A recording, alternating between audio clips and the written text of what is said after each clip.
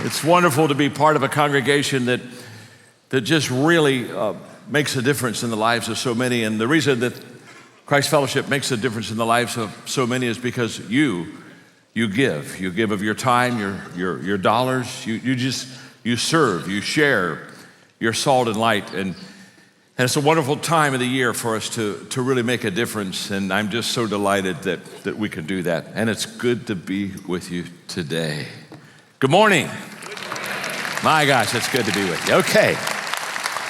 I'm very excited about what I'm going to teach, but that's nothing new. I'm always excited about what I'm going to teach. But what I'm going to teach today has incredible potential to upgrade your life. How many of you would like to improve your life? Let's start right there, okay? Now, if you didn't raise your hand, welcome. We're glad you're here, but what are you doing here? I mean, because this is a group of people, the people here aren't perfect people, but they're people who really want to get better, isn't that right? And grow and learn and develop. And what I'm going to share with you really has I'm very excited about it. I'm very excited about it because if we can change our perspective, how we think, it just changes about everything in our life. As a man thinketh in his heart, so is he. And we're going to talk about perspective. We're going to talk about perspective about possessions today, which is a tremendous principle also that I'm going to share. But outside of sharing my faith, which I try to do every day and just love to do, outside of sharing my faith, if you and I sat down around the table, just the two of us, one-on-one, okay, just a one-on-one conversation, and you would look at me and say, John, what is the thing that you would say to me that would best improve my life? I would talk to you about how you think, how I think, our perspective.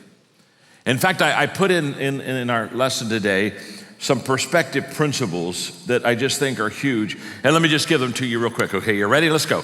First of all, how we view things determines how we do things. That's just an incredible principle. Now, each one of these I could preach 30 minutes on, but they won't let me do that. But how I view things determines exactly. So if I view things in a perspective of wanting to serve with excellence, guess what I'll do? I'll serve with excellence. If I view things in a very kind of a average way, then I'll put average into that endeavor. So how I view things is how I do things. Let me give you another perspective principle that's just huge too, and that is what you see is who you will be. And we see things not as they are, we see things as we are. That's why two people can be in the same situation, same experience, same place, and see things completely different than anyone else. So what is before you isn't what you see, who you are is what you see. This third one is just amazing. Whenever I do conferences on how to create positive change in organizations or in people's lives, this is kind of a cornerstone of that thinking. And so let me give that to you. And that is that when we change the way we look at things, the things that we look at change. I mean, I'm always interested in people who say, you know what, gosh, John, I just want to change my spouse. Good luck. My name is John, I'm your friend. Let me tell you a better way to get on with that, and that is change the way that you see that your spouse.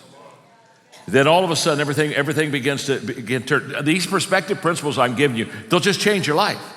And I know that as I'm getting ready to teach on possessions, I know that you don't need it because you already have an awesome perspective.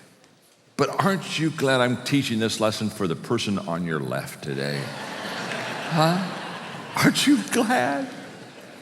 Between you and me, I know that's why you brought them here today. So just look at them and say, this is good for you. Go ahead and tell them that. This is good for you.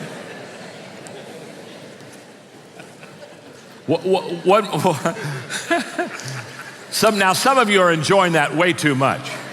I mean, some of you are saying, oh, this is my chance. I've been waiting for this for a long time. Let me tell you all about this. Okay. Let me give you one more perspective, just principle that's just huge, and that is what I believe about life determines how I perceive life.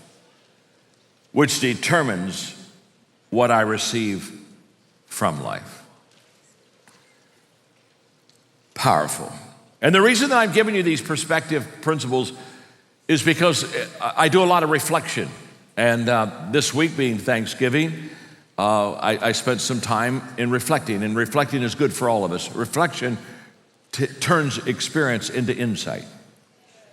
And so what happens is that whatever we're experiencing, we need to, Coke says you have to have that pause that refreshes. I would encourage you to have the pause that refreshes you mentally, emotionally, spiritually, when you look at an experience and say, okay, what did I learn from that? And as I was reflecting on Thanksgiving this week, I came up with an observation about myself, and it was just simple, that when I lack gratitude, it's because I focus too much on myself. That almost every time that I find that I'm not grateful as I could be, it's always because I'm thinking too much about John Maxwell. And what does that mean to me? And where am I? And what am I having? And what have I gotten? And this whole the moment that my perspective goes inward is the moment that I begin to lose that joy and that gratitude. And in fact, okay, I didn't even do this yesterday, okay? So you're getting something they didn't. This is so good. I went home last night. This is a perspective teaching, okay? And it's laminated, okay? Whenever I laminate it, it's good, okay? It's all laminated. It's not just paper, it's laminated. If I'd have been Moses going up on Mount Sinai, I'd have laminated those 10 commandments. Yeah, I would. I sure wouldn't have put them on rock. Those babies break. I'd have been taking those laminated, and I'd be sticking them in every Jewish pocket I could, I'll tell you right now. Okay, here we go. So this is a great one on perspective. This is fun. So I say that because I want to talk about, just for a moment, dogs and cats. Okay, so just kind of have a little bit of humor and don't take it serious if you are a cat lover. Excerpts from a dog's diary. This is all about perspective, folks. 8 a.m., dog food, my favorite thing. 9:30, a car ride, my favorite thing. 9:40, a walk in the park, my favorite thing. 10:30, got rubbed and petted, oh, my favorite thing. Noon, lunch, my favorite thing. 1 p.m., played in the yard, my favorite thing. 3 p.m., wag my tail, my favorite thing. 5 p.m., milk bones, my favorite thing. 7 p.m., got to play ball, my favorite thing. 8 p.m., wow, watch TV with the people, my favorite thing. 11 p.m., sleeping in bed, oh, my favorite thing. Excerpts from a cat's diary.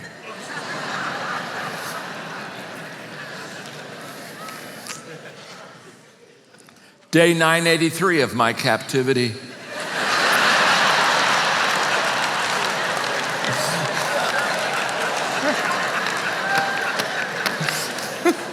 My captors continue to taunt me with bizarre little dangling objects.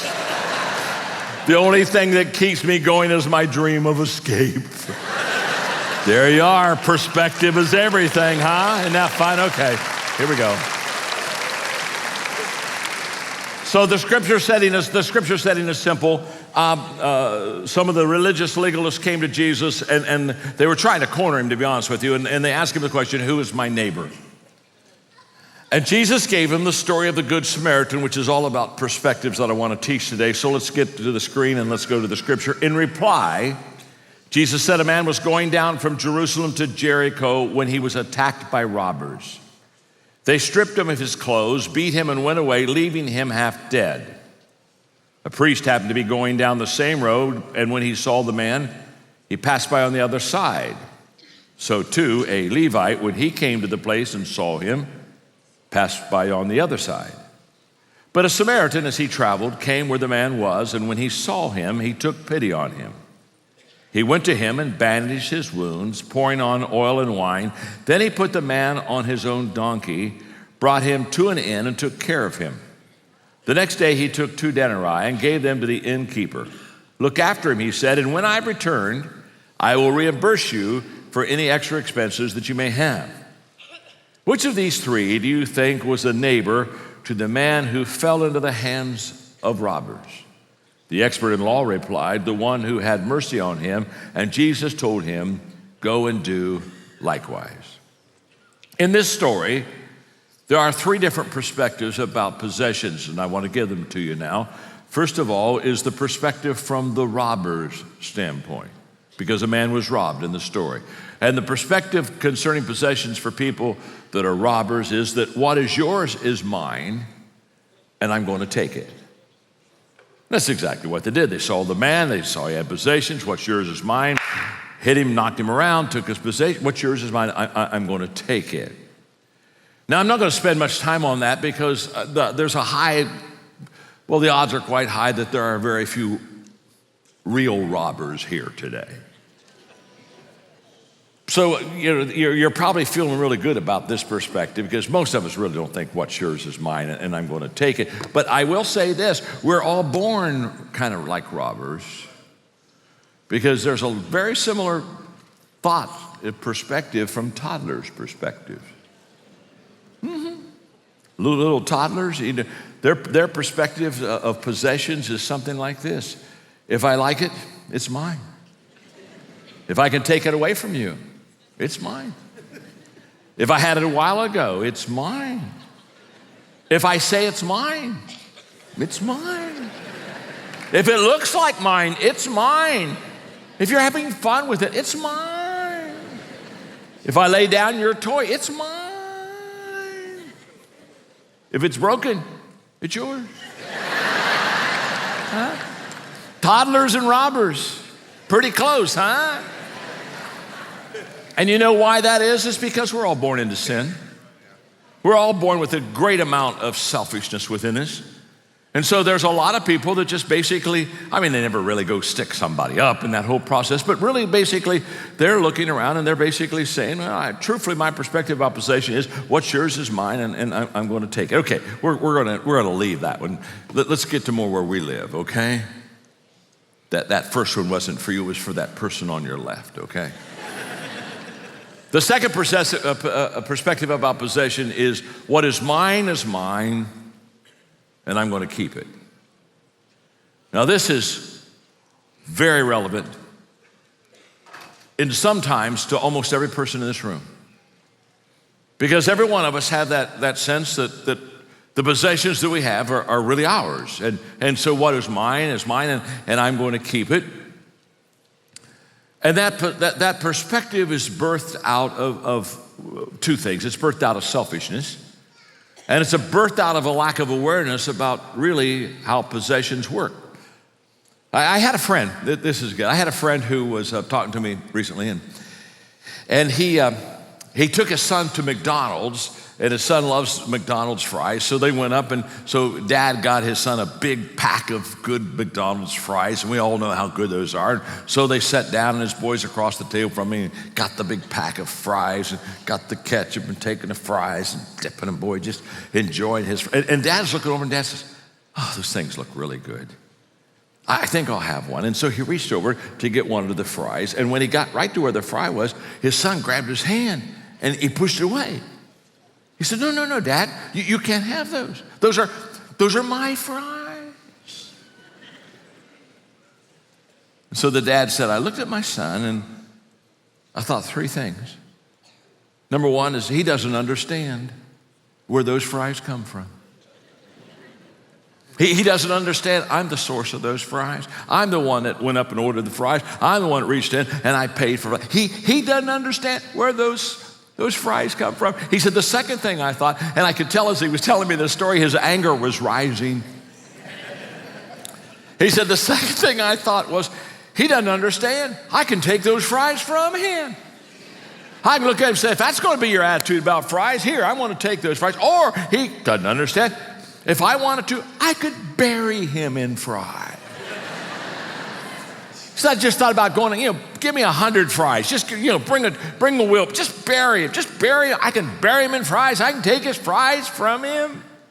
He said the third thing he doesn't understand is, I don't need his fries. I can get my own fries. I'm the source of the fries. I don't need his fries. He said, what bothered me as a father was this. I didn't need his fries. I could go get my own. But I wanted to share them with my son. It was the attitude of selfishness and a lack of awareness. And he's telling me this story as a father. Man, I'm writing it down. I'm saying, this will go in a book. This will go in a sermon. Who else can take a French fry story and make it out of a sermon like I can? Huh? Here we go.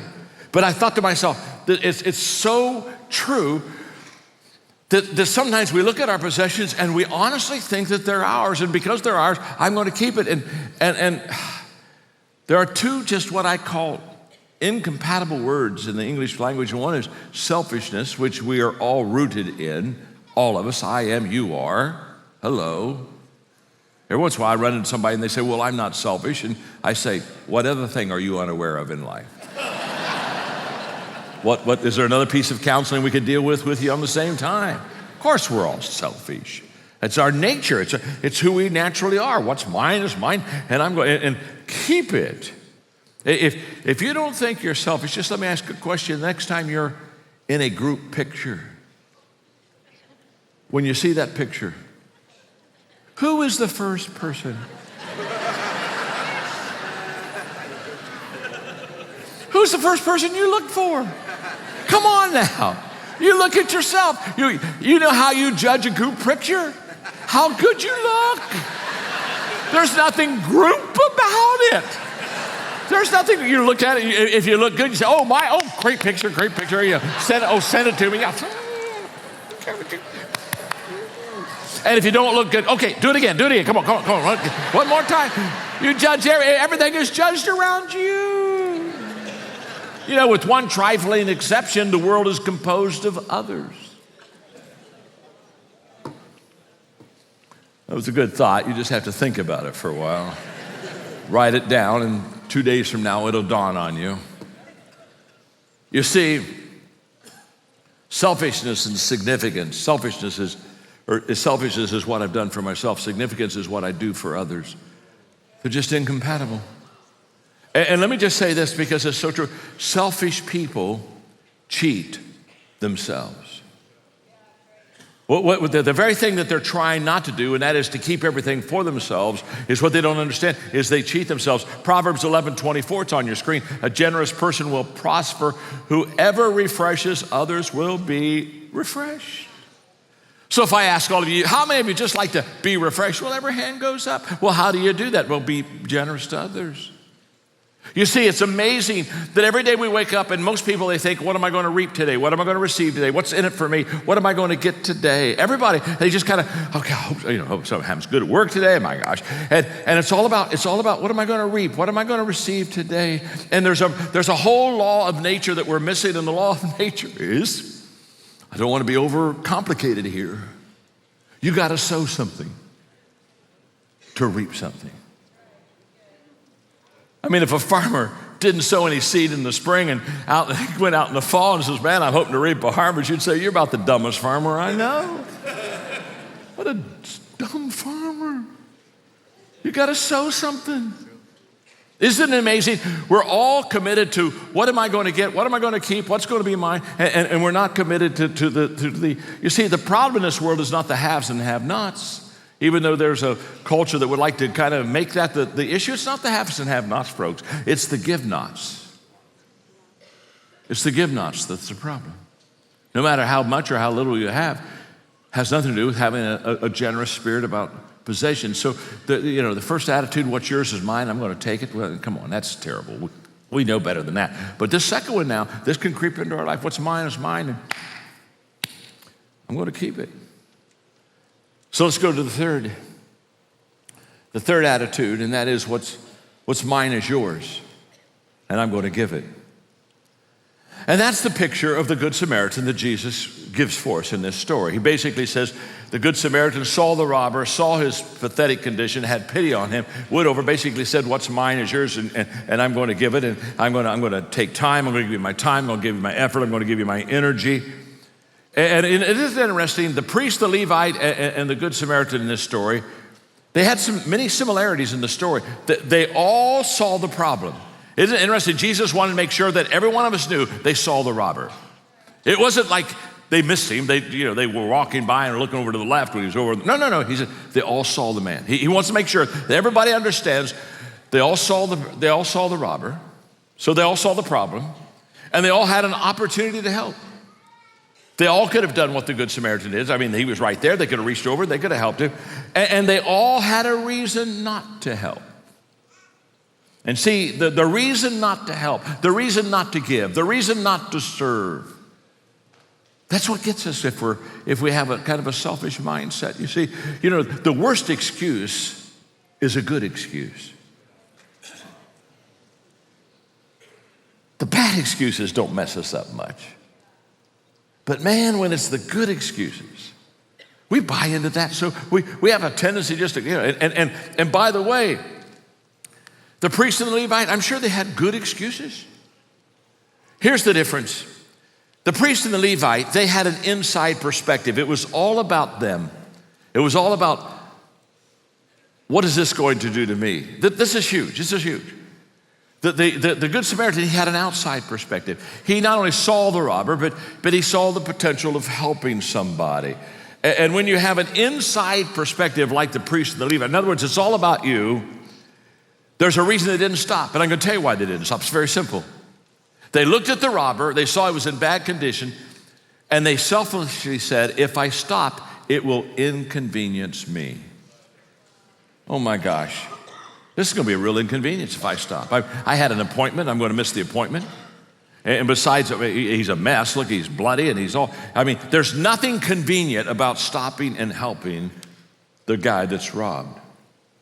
And so the questions that the priest Levi had, that inside selfishness, well, this will inconvenience me. But the Samaritan, when he looked at him, I believe that I went through a process, and I believe that he basically said three things to himself. First of all, I think he said to himself, if I don't stop, what will happen to him? Well, I'll tell you what will happen to him. He's already half dead. He'll die. And I just want to say to you, without being overly dramatic, if you don't have a generous heart towards people and giving and serving and loving and living, if you have a tendency to be tight and close, let me just say something to you. There's a whole bunch of people that you could help that you don't help, and because of that, they're not going to get the help that they need. That's just a fact. So if I don't stop, what's going to happen to him? But let me just say something else. He asked another question, and another question, I love this question. He said, if I don't stop, now listen to this is huge. What will happen to me? In other words, what happens if I ignore this person? What happens if I pass by like the other two on the other side and just keep on going? Because you see, the Good Samaritan realized that what would happen to him is that he would begin to have an indifferent heart. That he'd have an indifferent heart towards people. That his soul would begin to slowly be calloused. And there would be a day that he wouldn't care. And there would be a day that he wouldn't share. And there would be a day that those things wouldn't in any way affect him in any kind of an emotional way. And then he's asking, but if I do stop, and I love this, if I do stop, what will happen to me? And what will happen to me is that I will make a difference. You see, let me just say this. You got to stop and meet the need to make a difference. And the question is very simple. Do you want to make a difference in the lives of people? If you want to make a difference in the lives of people, you begin to understand that what is mine is yours, and I'm going to give it. Albert Einstein said it so well. It's an incredible quote. He said, a person who starts to live when he can live outside. A person first starts to live when he can live outside of himself. In other words, until I live outside of myself, I don't really live. So let's review. What's yours is mine, I'm going to take it. What's mine is mine, I'm going to keep it. What's mine is yours, I'm going to give it. But there's another level that's even higher than these three. And you got to get it. This is a biblical principle teaching about possessions that's huge. And it's number 4. This is like for the elite. Are you with me? This means you. The person on your left, they may be 3. But you can live on 4. And number 4 is this: what is mine is not mine, and I'm going to manage it. Oh my goodness. What a perspective about possessions. What is mine is not mine, and I'm going to manage it. You see, this is an important point, so I have to stand up and talk. Whenever I stand up, it means visually, don't miss this. Now, before I give you the point, I just wanted to also say that for Thanksgiving, my wife's family came, and so there's a bunch of people around the house, and they're expecting me as soon as the service is over, well, after I sign books. And by the way, I am your friend. My name is John, and you could do your Christmas shopping today. Go get a Bible for somebody. I'll put their name on it, say Merry Christmas, and you won't have to put up with the hassle. That's what friends do for friends. But my wife's family came, and there's 11 of them, and I got to take them out to lunch, and I don't have any money, and I need somebody to bring me $100. I just need $100. Oh, okay.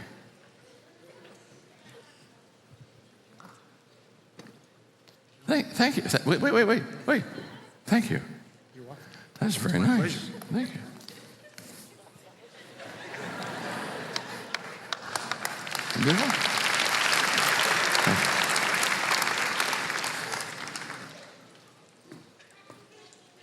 I know what you're thinking.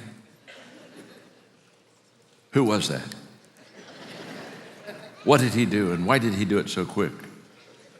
He was so quick with that $100, and some of you are already even getting on a guilt trip. Why didn't I bring up $100 for you? That's the question I'm asking right now, too. It's like, I see that one. Are there any others? Are there any others? Are there any others? Now there's a reason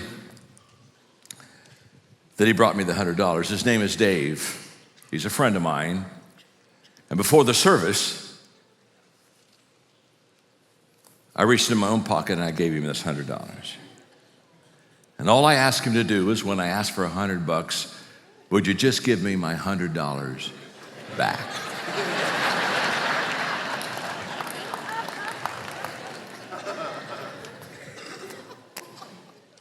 You see, he was quick to give me the $100 because he knew it wasn't his. And when I watch people get stingy with God, and when I watch people battle and fight and kind of wrestle over the possessions they got and how much little can I get, I quickly understand. You don't realize something, my friend. It's not yours. Those possessions aren't yours, never have been yours, never going to be yours. You see, it's not hard of letting go of something that's not yours. But if I think it's mine, I'll try to hold it. This is a huge biblical principle about how you and I view our possessions. My wife and I decided several years ago, we went to a financial planner, and we basically said our goal in life is to give all of our money away. And so we're on a give your money away plan. And every year I keep raising up my level of giving and keep giving it away. And I've kind of planned it all out, and when I'm done, I'm done. You say, why are you giving it all away? It's very, very simple, folks, because you don't take it with you. I've never seen a U-Haul with stuff in it following a hearse to the graveyard.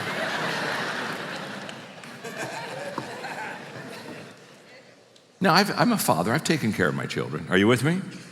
I've done the right thing there. But what I'm saying is I'm giving it all away. My whole thing is do your giving while you're living so you're knowing where it's going. Now, That doesn't make me wonderful. It just makes me understand I've got the right perspective about possessions. They're not mine. They're not mine. Never have been mine. It's all his.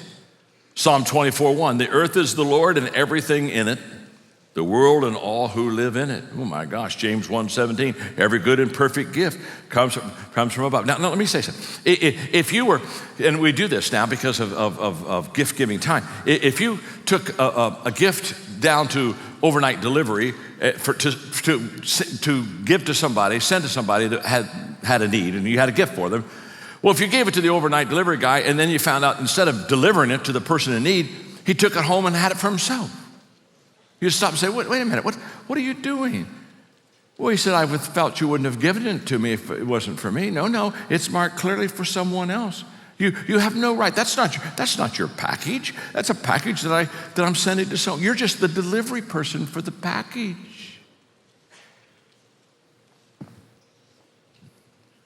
Every possession you have, you're just the delivery person. God gives you these gifts to give to others. Everything he gives you. He wants you to be a river, not a reservoir. God will only give to you what he knows will flow through you.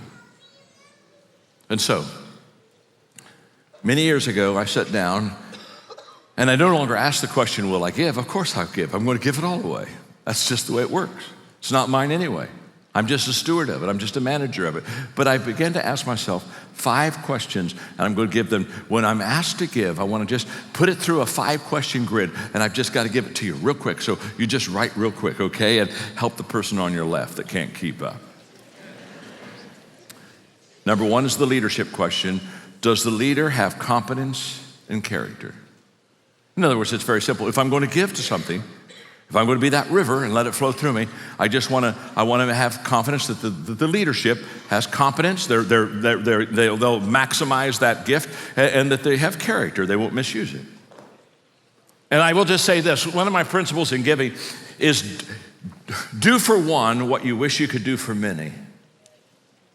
And because there are so many needs, and what's so beautiful about the birthday gift for Jesus that we do at Christ Fellowship is when you got that beautiful piece of all the people that are helped, is when we bring our Christmas gift to here, then it just is given to so many people and so many lives and helps so many people. And I just want to just go on record to let you know, I think you already know this, I'm telling you, and Pastor Tom and Pastor Todd and the leadership of this congregation, you've got leadership that's not only highly competent, you've got great men and women of God, good character in this church.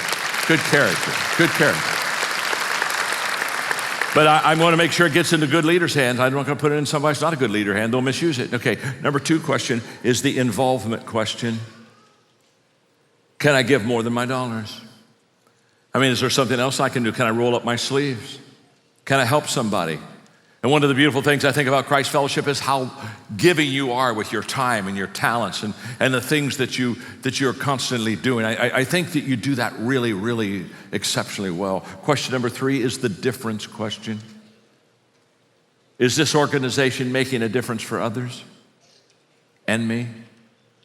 In other words, is my life changed because of this organization? Because guess what? If this organization can help my life to get better, it probably can help other people's lives to get better too. So I really want to put my dollars where the return is going to be the best. One of the things, I'm in the business community a lot, and one of the things that really bothers me about a lot of Christian business people is they'll spend a lot of time, as they should, really working on investments and where am I going to get the ROI that I need for the money, and they just really work hard on that, and that's all good. But what really bothers me is they'll really work hard on investments and money to maximize and expand for themselves, and then in the Christian community they'll just kind of give money carelessly. And I thought, when did your personal kingdom become more important than God's kingdom? The first thing you ought to do is ask yourself these questions and say, I want to maximize my return. I'm giving this into something that's going to last forever. It's not going to be stolen, and it's not going to get corrupted. It's not going to rust away. The difference question, huge question. The next one is the potential question. And that's just a question I ask on constantly is, how can I increase my giving? Because every year I increase my giving. And by the way, I hesitate using that example, because I'm not trying to look good, and it's no big deal. By the way, is there anything great about increasing your giving if it's not yours anyway? You with me? But every year, and there are three levels. There's the level of what I do. That's what I call the faithfulness level. That's the bottom line. That's the tithe. 10% goes to the Lord, goes to the Lord's work. And then what I could do, that's the second level. That's all sacrifice. In other words, what am I going to give up? You got to give up to go up. What am I going to give up that will allow me to help somebody else? That if I don't give it up, it isn't going to happen. So that's a sacrifice level. That's the second level of giving. And then about 5 years ago now, I entered a level that's just changed my life completely, and that is not what I do. I already do that. And what I could do, sacrifice, I got that. But what I would do if I trusted God to be my total source. And that's the faith level. And I was sitting right over there about 5 years ago, and I wasn't speaking. I was just listening, taking notes, and I felt very, very convicted that if I wanted to increase my giving, I needed to trust God. And so I just made a simple prayer, and the prayer was simple: God, everything that I receive, every blessing I received unexpectedly this year, financially, every blessing that's just I wasn't expected. I mean, it wasn't like in my budget. Everything I receive unexpectedly, I'm just going to take it and pass it on into your kingdom immediately. I won't touch it. It's all yours. I'll just say, God gave it to me to turn right around and put it back out there. And so I made that commitment 5 years ago. And within about 6 weeks, I got an unexpected, incredible blessing financially. And my first thought was, oh my gosh, this is good. Wasn't expected. Oh, what am I going to do with it? Oh. I told God I would give it to him.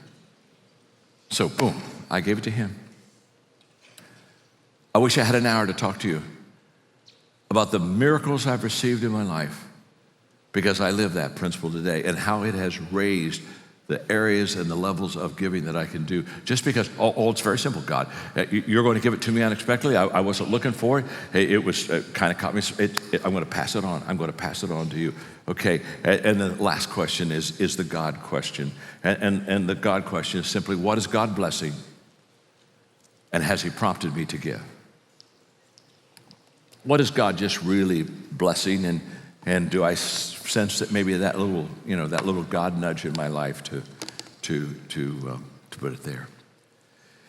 You are an awesome audience, and you have hung with me, and you've let me talk about prospective possessions. And I have one little prayer for you. I'm going to pray with you in just a second and close. But I have one little prayer, and that is you'll take these 4 perspectives and spend some time in the next couple of weeks with it. Just give it a little time. Talk it over. Talk it over with your loved ones, your family. Think about it in the light of the birthday gift to Jesus this year at Christ Fellowship. But I'm just going to challenge you. If I had another 5 minutes, I would teach you a lesson that's awesome on obedience. Let me say this. Obedience to God is never understood on the front end. It can only be understood on the back end. After you've obeyed, you learn the lesson. You don't learn the lesson pre-obedience. You learn the lesson post-obedience. And in the perspective of possessions, what I gave you today, you'll never think it through, and it'll never make sense. You just have to do it.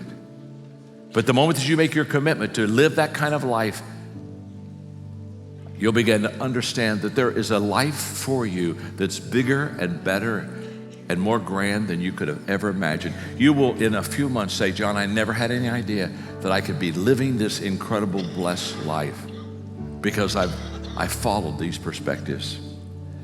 For pastors and all the other services, come to the front. So I'll close everybody in prayer, and then we're done. Father, thank you. Thank you for the word. Thank you for the principles, the perspectives, and thank you for this beautiful group of people who love you dearly, and they're learning, they're growing, they're improving. And I gave them some things today, Lord, that for some of them, they're kind of, sucking air a little bit. So, I gotta think that through, that I've never been there, I've never thought that. God, it's beautiful because you don't ask us to be experienced, you just ask us to obey. and then the lessons are learned. So cover them during these next few weeks of these beautiful days of Thanksgiving, Christmas, your birthday. May we draw close to you, I pray, in the name of Jesus. And everybody said, amen.